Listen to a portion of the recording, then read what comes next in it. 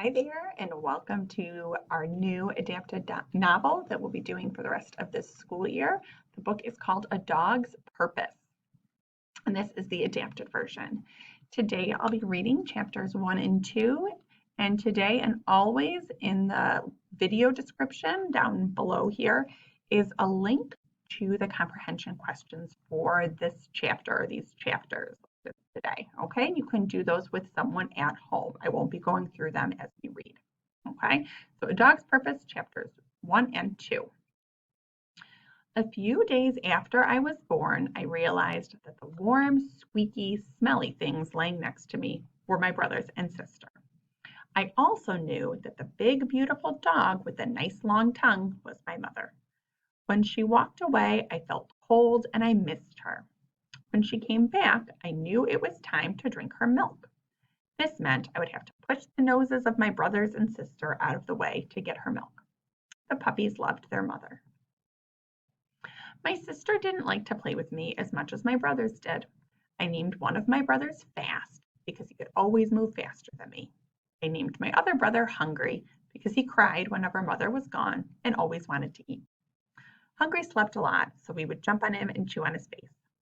We lived outside under the roots of a tree by a creek of water. As we got bigger, we started to look around the creek to find new things to eat. Mother was starting to get up and walk away before we were finished drinking her milk. I thought it was because Hungry ate too much, Fast was too bossy, and Sister wiggled too much. I wanted Mother to myself. The puppies loved their mother. One day when I was sniffing the ground, a tiny animal jumped right in the air at me. It was a frog. I tried to jump on it with my paws, but it jumped away. Fast and Sister saw the frog and tried chasing it too. They chased it into the pond and swam away. I was sad I didn't get to taste the frog. Chapter 2. One day I heard something big and loud. It was big and it stood on two legs. It was a man. Mother was very afraid of the man. In the next few weeks, Mother taught us to be afraid of men and stay away from them.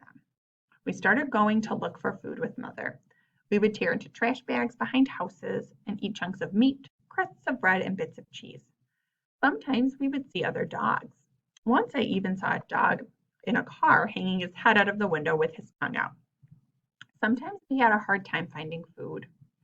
One day Hungry laid down instead of going with us to hunt. He was having a hard time breathing and his tongue was hanging out.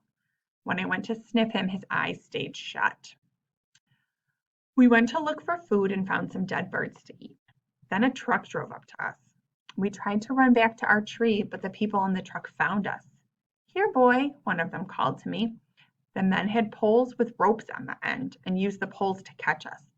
The men put us in metal cages in the truck. They found Hungry and were sad to see that he was dead. A kind woman petted my fur. I licked her. The truck pulled up to a house. Many loud barking noises were coming from behind the house. A man came out of the house and said, "No more dogs. We have too many now." The kind woman said, "We have puppies and their mother, and one of the puppies died."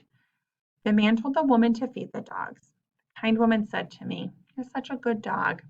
I jumped up and down, wagging my tail. In the yard, there were dogs everywhere. Toby loved being in the yard. He got a name. I had so much fun sniffing their rear ends. I learned that the kind woman was named Sonora. She would bend over and let us kiss her face and would run her hands through our fur and laugh. She told me my name was Toby. My best friend was a brown dog named Coco. He wrestled and played all day. I was running through the mud, chasing Coco, sleeping in a pile of dogs and smelling other dogs' poop.